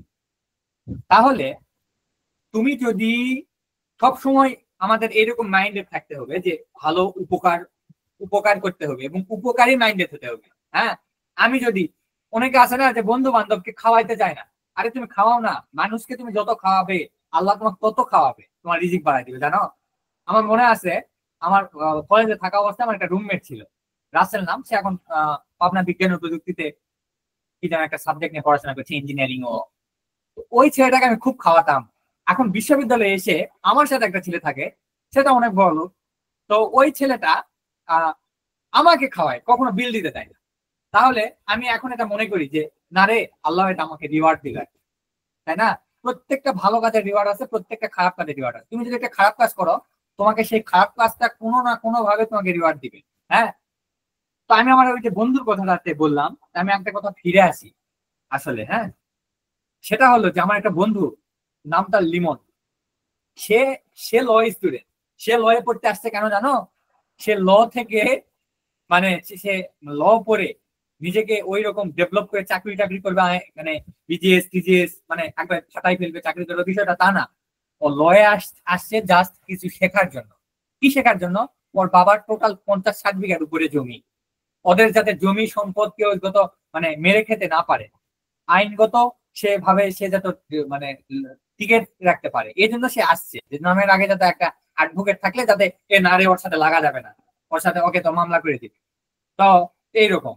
তো আমাদের বাড়িতে আমি বলি যে ল পড়লে আসলে তোমার লাইফটা কিরকম ডেভেলপ হয়ে যাবে, সেটা হলো যে আমরা কিন্তু এখানে 3জনই প্রাইভেট বিশ্ববিদ্যালয়ের স্টুডেন্ট। হ্যাঁ, তো আমাদের অনেক বন্ধু বান্ধব আছে যারা পাবলিক বিশ্ববিদ্যালয়ে পড়ে। হ্যাঁ, কিন্তু ওরা কিন্তু এই আমাদেরকে কখনো, আমাকে নিশানকে অসম্মান করে না। কেন জানো? আমরা আইন জানি। কেন আইন জানি? আইনটা কেন জানা প্রয়োজন? কারণ তারা যা জানে তার থেকে রাষ্ট্রের অন্যতম একটা জিনিস জানি। আচ্ছা, একটা রাষ্ট্রের কয়টা অর্গান কে বলতে পারবে? এই যে বাপ্পি, সাখাওয়াত হোসেন, আবিদ আলা হাসান, আরিফ, কেউ বলতে পারবা ভাই রাষ্ট্রের কয়টা অর্গান? রাষ্ট্রের 3টা। কেউ বলতে পারলে কোঅপারেট করো। এটা একটা মানে সেমিনার হচ্ছে, মানে ক্লাস না ভাই, যে এটা না পারলে মারবে বা লজ্জা দিবে। এটা আমরা মানে ফ্রেন্ডলি কথা বলতেছি, আর অল্প সময়ের এটা মধ্যে শেষ ফ্যামিলি করব। স্পিকিং হচ্ছে এখানে। এখানে মানে ফ্রেন্ডলি কথা হচ্ছে, আমি তোমাদের বন্ধুর মতো কথা বলতেছি, হেসে হেসে কথা বলতেছি, তাই না বলো? একটা রাষ্ট্রের 3টা অর্গান, আইন বিভাগ, শাসন বিভাগ আর বিচার বিভাগ। আইন বিভাগ কোনটা? পার্লামেন্ট, সংসদ। সংসদ কি করে? আইন তৈরি করে। এই যে আমার পেছনে অনেক বই আছে, অনেক আইনের বই আছে, সেগুলো আইন কারা তৈরি করছে? সংসদ, তাই না? তো সংসদে আইন তৈরি করতেছে কারা? এই যে এমপি মন্ত্রী এরা, তাই না? তাহলে আইন তৈরি করতেছে এমপি মন্ত্রীরা সংসদে গিয়ে। কিভাবে? একটা বিল দিচ্ছে, যে খসড়া আসতেছে, খসড়া বিল আসতেছে, তারপর সেটা রাষ্ট্রপতির কাছে যাচ্ছে, রাষ্ট্রপতি 15 দিনের মধ্যে সেখানে সিগনেচার না করলে সেটা আইন বলেই গণ্য হবে। এভাবে আইন তৈরি হয়। তো সংসদের কাজ কি? আইন তৈরি করা। আর শাসন বিভাগের কাজ কি? এই যে আমাদের জন্য যে আইন তৈরি করা হলো, তাই না? আইনটা মূলত তৈরি করে কে জানো? জনগণ। আমাদের কনস্টিটিউশন, আমাদের যে সংবিধান, এই যে আমাদের সংবিধান দেখতে পাচ্ছি, হ্যাঁ, সংবিধান হলো সর্বোচ্চ আইন একটা দেশের। এই সংবিধানের আর্টিকেল 7-এ বলে দিচ্ছে জনগণ সকল ক্ষমতার উৎস। এই যে ডক্টর ইউনূস ক্ষমতায় এসেছে, কেন এসেছে বলতো? একটা সুন্দর তোমাদেরকে জিনিস বুঝাই। ডক্টর ইউনূস, এই যে অন্তর্বর্তীকালীন যে সরকার, সংবিধানের কোথাও কি লেখা আছে অন্তর্বর্তীকালীন সরকার আসতে হবে বা অন্তর্বর্তীকালীন সরকার রাখতে হবে এগুলো তো কথা নেই, তাই না? কিন্তু তিনি কেন ক্ষমতায় আছে? কারণ আমাদের এই 7 অনুচ্ছেদ বলে দিচ্ছে যে সকল ক্ষমতায় উঠছে জনগণ। আমাদের সংবিধানের তত্ত্বাবধায়ক সরকারের কথা আছে, কিন্তু অন্তর্বর্তী সরকারের কথা নাই। কারণ এই অনুচ্ছেদের উপর ভিত্তি করে একটা আর্টিকেল আছে জেনারেল ক্লজেস অ্যাক্টে, হ্যাঁ, সেটা হলো যে ডক্ট্রিন আছে, যে ডক্ট্রিন অফ নেসেসিটি, প্রয়োজনীয়তার নীতি, অর্থাৎ জনগণ প্রয়োজন বোধে যা ইচ্ছা তাই করতে পারে। এই যে আমাদের 72-এর সংবিধানটা দেখছি না, এই সংবিধান বাতিল হয়ে যাবে, সংস্কার কমিশন আসতেছে, এটা বাতিল করে দিয়ে নতুন হবে, তাই না? কার মাধ্যমে হবে? জনগণের এটা করতেছে। জনগণ একটা রেভুলেশন ঘটালো না 24-এর আন্দোলনে? আমরা যে আন্দোলন করলাম আক্কেলপুরে এবং আক্কেলপুর গেছি, রাজশাহী থেকে, সব জায়গাতে হলো না আন্দোলন? আন্দোলনকে সরকারকে পতন করে ফেললাম। ঠিক এরকম রাস্তায় সকল ক্ষমতার উচ্চ জনগণ। হ্যাঁ, তো শাসন বিভাগ, আমরা আইন তৈরি করলাম, আইন তৈরি করার পরে শাসন বিভাগ কি করবে? শাসন করবে। শাসন বিভাগের কাজ, প্রধানকে রাষ্ট্রপতি, স্বরাষ্ট্রমন্ত্রী, এরা। আমার শাসন বিভাগ কি কি? পুলিশ, আর্মি, বিজিবি, এরা এরা আমাদের শাসন করবে। কি করবে? কিভাবে? একটা আইন তৈরি করেছে, আমরা আইন অমান্য করলাম, পুলিশ আমাদেরকে ধরে নিয়ে যাবে। আমাদের the code of criminal procedure, অর্থাৎ ফৌজদারি কার্যবিধি, অপরাধ করলে শাস্তি দিবে। আমরা একটা অপরাধ করলাম, তখন আমাদেরকে ধরে নিয়ে যাবে, নিয়ে গিয়ে পুলিশ নিয়ে যাবে। এটা হলো তোমার শাসন বিভাগের কাজ। আর বিচার বিভাগের কাজ কি? এই যে শাসন বিভাগের লোকদের ধরে নিয়ে গেল, এই বিচারটা করবে কে? আমরা আইন ভঙ্গ করলাম, ধরে নিয়ে গেল, বিচার করবে বিচার বিভাগ। এই জন্য বিচার বিভাগের একটা আলাদা পাওয়ার আছে, যে বিভাগে তোমরা যদি লয়ে পড়ো তোমরা আসতে পারবে। বুঝতে পারছো? আমার আসল কথাটা ঘুরিয়ে বললাম এ কারণে। আমি লাস্ট কিছু কথা বলবো, কথা বলে শেষ করে দিব। এই যে প্রধানমন্ত্রী শেখ হাসিনা এই 16তম সংশোধনীটাকে, 16তম সংশোধনী, হ্যাঁ, ওটাকে বাতিল করার করেছিল, পায়তারা করেছিল, যে বিচারপতিদের কে নিয়োগ, তারপরে হলো বিচারপতিদের বেতন ভাতা, এগুলো সবকিছু থাকবে এদের কাছে, এক্সিকিউটিভদের হাতে। এটাকে তখন প্রধান বিচারপতিকে এভাবে ফোন দিয়ে বলতেছে আমার বাসায় আসেন, চায়ের দাওয়াত আপনার। প্রধান বিচারপতি গেছে, প্রধানমন্ত্রী বলছে, প্রধান বিচারপতি বলছে কালকে তো আপনি রায় দিবেন, রায়টা আমার পক্ষে, সরকারের পক্ষে আপনি দিবেন। তখন ওই বিচারপতি কে ছিল জানো? 2018 সালের দিকে এসকে সিনহা, বিচারপতি এসকে সিনহা বলছিল যে ম্যাডাম আপনি এটা কি বলতেছেন? আপনি হলো আইন বিভাগের প্রধান, আমি হলাম বিচার বিভাগের প্রধান, জুডিশিয়ারিকে। আপনি আপনার হলো কি বলে আইন বিভাগের হেড, আমি হলো বিচার বিভাগের হেড, আপনি এরকম অর্ডার আমাকে কিভাবে দিতে পারেন?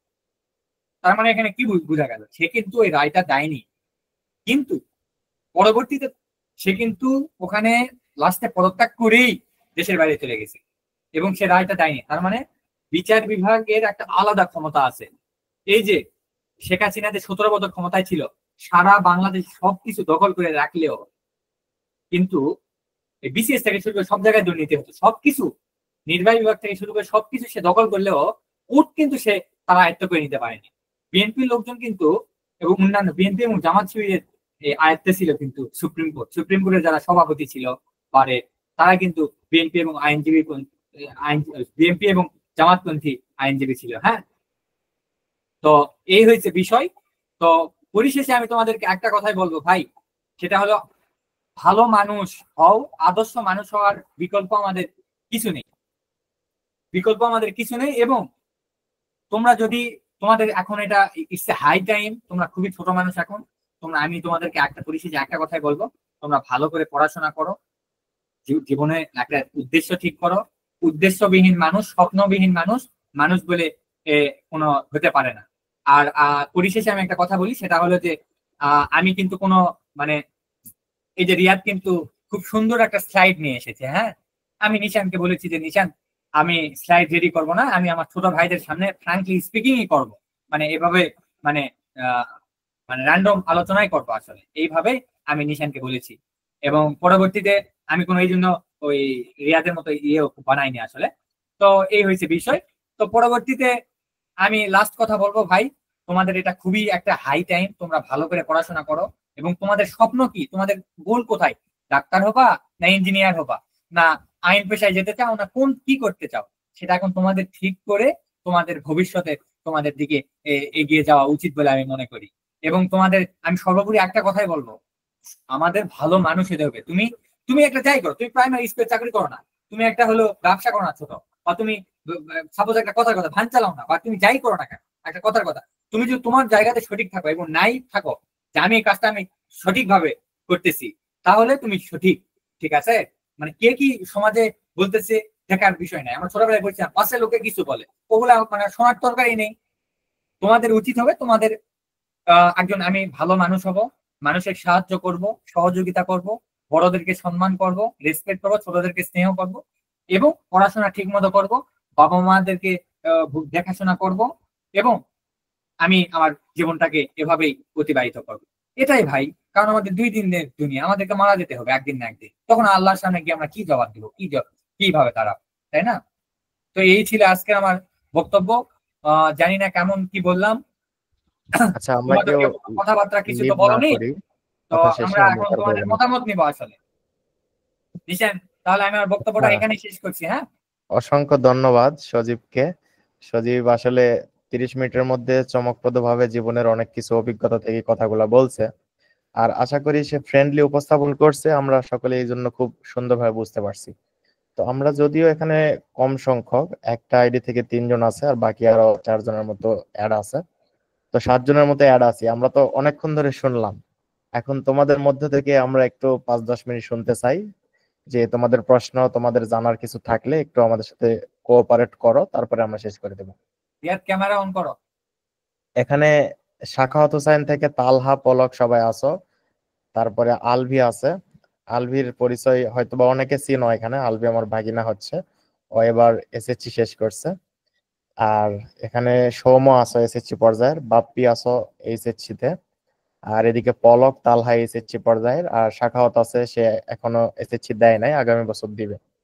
তো এই যে 1.5 ঘন্টা ধরে তোমরা শুনলা, এখন কারো তো কিছু না কিছু প্রশ্ন থাকা দরকার, একটু 2-1টা প্রশ্ন করো, সব সময় তো এই সুযোগটা হয় না। সবাই কি শুনতে পাচ্ছ আমাকে? ভাই জানার একটা কথা ছিল, সেটা স্টুডেন্ট পাওয়ারটা কি, এটা তখন ওই যে রিয়াদ ভাই নাকি এটা বললো না। আচ্ছা, হ্যালো, শুনতে পাচ্ছ আমার কথা? হ্যাঁ, বলো। স্টুডেন্ট পাওয়ারটা মূলত যে দেখো, 24-এর আন্দোলন তো তোমরা মোটামুটি সবাই দেখছো, তাই না? 24-এর আন্দোলনটা আসলে হয়েছে কিসের বেসে বলো?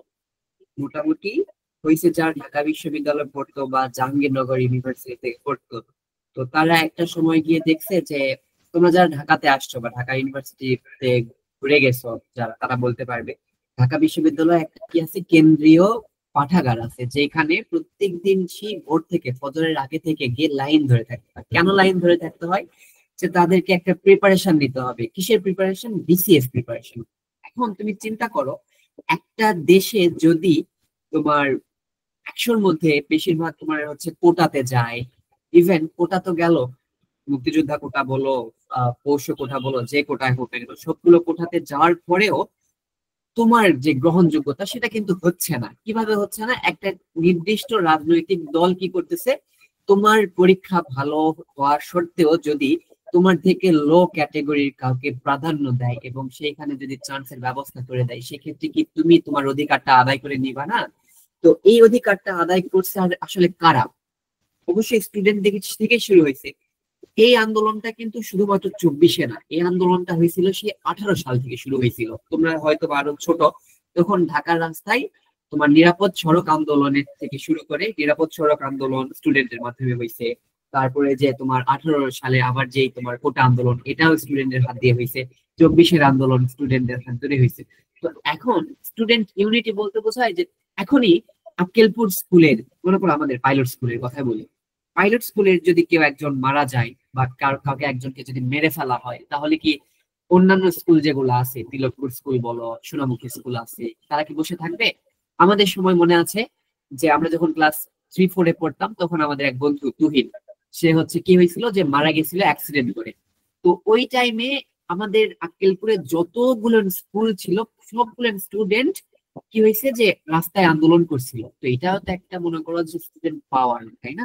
স্টুডেন্ট পাওয়ার কি করতে পারে? স্টুডেন্ট পাওয়ার, তুমি যদি তোমার ন্যায্য অধিকারের জন্য মাঠে নামো এবং সকলে যদি ইউনিটি মেনটেন করে নামে, তাহলে অবশ্যই সেটা একটা পাওয়ার হিসেবে তো কাজ করবে। আমরা পড়ছি না যে ইউনিটি স্ট্রেংথ, পড়ছি না বলো? Unity strength. ইউনিটি স্ট্রেংথ মানে কি? আমরা যখন সবাই মিলে একতাবদ্ধ হয়ে কোনো একটা ন্যায়ের জন্য লড়াই করব, তখন সেটা হবে। যদি সেটা স্টুডেন্ট করে, স্টুডেন্ট পাওয়ার; যদি সেটা মানুষ করে, ধরে নাও যে সিভিলিয়ান যদি করে, তাহলে আমরা বলবো সিভিলিয়ান পাওয়ার, এটসেট্রা। এটাই মূলত আমি বুঝাইতে চাইছি, বুঝছো? তোমরা কি জানো যে বর্তমানে যে ডাকসু নিয়ে একটা হাইপ চলতেছে? জানো না ডাকসু সম্পর্কে?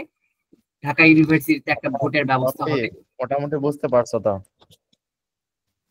হ্যাঁ ভাইয়া, বুঝতে পারছি, বিষয়টা কেবল ক্লিয়ার হলো। আচ্ছা, যাই হোক, অনেক লং টাইম আমরা কথা শুনলাম এবং বললাম। তো আসলে সজীব অনেকগুলা কথা বলছে জীবনের দর্শন থেকে। এই যে সাখাওয়াত হোসেনের এখানে এই তিনজন হয়তো বা আছো, পলক, তালহা, তারপর সৌম্য আছো, বাপ্পি আছো। আসলে ভাই জীবনে পরিশ্রম ছাড়া আসলে কোনো কিছু হয় না। আমাদের ধৈর্য কম। দেখো এই যে আজকে সাধারণ একটা সেমিনার, এই 9টা থেকে 10টা 11টা রাত 2টা 3টা পর্যন্ত আমরা অধিকাংশই দেখা যায় যে অনলাইনে বসে বসে অযথাই সময় নষ্ট করব। কিন্তু আমি নিজেও এখান থেকে বের হয়ে খাওয়া দাওয়া করে হয়তো বা স্ক্রলিং করতে করতে 1-1.5 ঘন্টা পার করে দিব। অথচ আজকের এই সামান্য সময়টুকু আমরা দেওয়ার মতো ধৈর্য, আর যে একটু পরিশ্রম করতে হবে, একটু বসে থাকবো, এতটুকু ধৈর্য আমাদের নাই।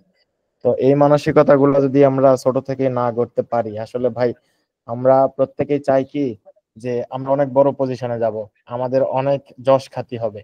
কিন্তু ভাই যশ খ্যাতি তো হবে তখন যখন পরিশ্রম করব, যখন ধৈর্যশীল হব, যখন সজীব যে কথাগুলা বললো এর থেকে কিছু কিছু কথা যেগুলো আমাদের সবার জন্য গুরুত্বপূর্ণ সেগুলো মানার চেষ্টা করব। অথচ আমাদের বেশিরভাগেরই টেন্ডেন্সি আর মানসিকতা যে শর্টকাটে, ওই বাঙালি মুসলমানের আবেগ না যে ভাই সারা জীবন নামাজ কালাম কিছু পড়বো না, শর্টকাটে একটা দোয়া শিখে দেন যাতে জান্নাতে চলে যাইতে পারে। তো আমাদের জীবন নিয়েও আমরা এরকম মানে দোলাচলে ঘুরতেছি যে আসলে শর্টকাট কিছু হোক, আমরা অনেক উচ্চ পর্যায়ে চলে যায়। তো এখান থেকে বের হয়ে আসা উচিত। আমাদের আজকের এই সেমিনার খুবই অল্প সময়ের প্রস্তুতিতে হয়েছে। আমরা আশা করি আগামীতে আমরা অল্প কিছুদিনের মধ্যে আরেকটা সেমিনার বা ওয়ার্কশপ লঞ্চ করব। সেখানে মূলত একটা আইডিয়া দেয় যারা উপস্থিত আছো, এরকম হইতে পারে যে নিজেকে উপস্থাপন করার একটা প্রতিযোগিতা হইতে পারে। তো এক্ষেত্রে তোমরা নিজেকে যারা সবচেয়ে ভালোভাবে উপস্থাপন করতে পারবা, আমাদের বিচারক প্যানেল থাকবে, তারা তোমাদের উপস্থাপনা প্রেজেন্টেশনটা দেখে তোমাদের যে কোনো 2 থেকে 3 জনকে সিলেক্ট করে পুরস্কৃত করবে। তো এই সেমিনারের জন্য তোমরা সবাই প্রস্তুতি নাও। আর এতক্ষণ সবাই ধৈর্য ধরে ছিলে। আমাদের দুজন স্পিকার ছিল, যদিও তারা আমাদের পরিচিতই, আমাদের বড় ভাই, আমাদেরই বন্ধু। তো আমরা সবাই ফ্রেন্ডলি কথা বলার চেষ্টা করছি। আর যদি এইচএসসি বাপ্পি শেষ করছো, পলক, তালহা আছে, তোমরা মূলত সাবজেক্ট চয়েসের ক্ষেত্রে নিজের প্যাশন অর্থাৎ আবেগটাকে জায়গা দিবা। আমার 2 মিনিটে আমার জীবনের কাহিনীটা বলি। আমি যখন ফার্স্ট টাইম, আমার এলাকাবাসী থেকে শুরু করে আমার আত্মীয় স্বজন, পলক, তালহা যারা আছে তারাও জানে, সবারই একটা আমার উপরে আশা ছিল যে আমি একটা পাবলিক বিশ্ববিদ্যালয়ে চান্স পাবো। খুব বেশি মেধাবী না হলেও সেই অবস্থানটুকু আমার ছিল, আমার অ্যাবিলিটি ছিল, আমার দুর্বলতার জন্য যদিও আমি পাই নাই। তো সেই জায়গা থেকে যখন আমি পাইলাম না, সেকেন্ড টাইম প্রিপারেশন নিতে গেলাম, তখন অলরেডি সজীব লতে ভর্তি হয়ে গেছে। তো আমি বাড়িতে হাজার চেষ্টা করেও বুঝাতে পারি না যে আমি লতে ভর্তি হব। অথচ আমার আবেগ ছোট থেকেই কাজ করতো আমি ওই সাবজেক্টে যাবো। তো আল্লাহ তাআলার ফয়সালা দেখো, আল্লাহ তাআলা যেভাবেই হোক আমাকে পাবলিকে চান্স হয় নাই, সেকেন্ড টাইম প্রিপারেশন নিয়ে আমি আবার দেই নাই, আমার প্যাশনের জায়গাতে আমি ফিরে আসছি। আর আমার মন, আমার আবেগ এই বিষয়টা নিয়ে কাজ করে দেখে আমি এখন ভালোভাবে। তো তোমরাও সাবজেক্ট চয়েসের ক্ষেত্রে এই বিষয়টাকে খেয়াল রাখবা। আর আজকে রিয়াদ এবং সজীব যে কথাগুলা বলছে, পুরাপুরি না হইলেও অন্তত 2টা কথা দুইজনের মাইনো, আশা করি জীবনে ভালো কিছু অর্জনের ক্ষেত্রে তাদের এই 2টা কথা তোমাদের পাথেও হবে। তো তাহলে কথা বলো। সবাইকে ধন্যবাদ এতক্ষণ থাকার জন্য। আর পলক, তালা তোমাদের কথা থাকলে একটু বলো, 2-4 মিনিট আড্ডা দিয়ে আমরা শেষ করে দিই। আমরা অনেক খুশি হয়েছি ক্লাস করে, অনেক কিছু শিখতে পারলাম, নতুন কিছু। আমরা চাই আরো বেশি বেশি যেন ক্লাস হয় এভাবে। আচ্ছা, তোমরা সবাই সহযোগিতা করলে সামনে আরো হবে। বলেন। কেমন আছো? কিছু বলছো না যে? আছি ভাই, আলহামদুলিল্লাহ। আপনারা মানে সবটা বলে দিলেন, আপনার কিছু শোনার মতো কিছু নেই। তো তুমি সাবজেক্ট চয়েস দিছো? সাবজেক্ট চয়েস মানে ওই ভার্সিটি আর ওই গুচ্ছ দেয়, মানে ভার্সিটি খোয়ার গুচ্ছ দেয়, মানে দিব এক্সাম। এখন কারো আর্জেন্ট কাজ থাকলে লিভ নিতে পারো, বাকিরা 2-4 মিনিট থাকতে পারো। না, ওটা ট্রাই করো। হ্যাঁ, তুমি সায়েন্স, তুমি তো কমার্স না? না, আর্টস ভাই। ও, সমস্যা নেই, নাও। আর্টসে অনেক ভালো ভালো সাবজেক্ট আছে, ইকোনমিক্স আছে। লয়ের পরে কিন্তু ইকোনমিক্স এর স্থান। হ্যাঁ, তারপর হলো অনেক ভালো ভালো সাবজেক্ট আছে, নাও।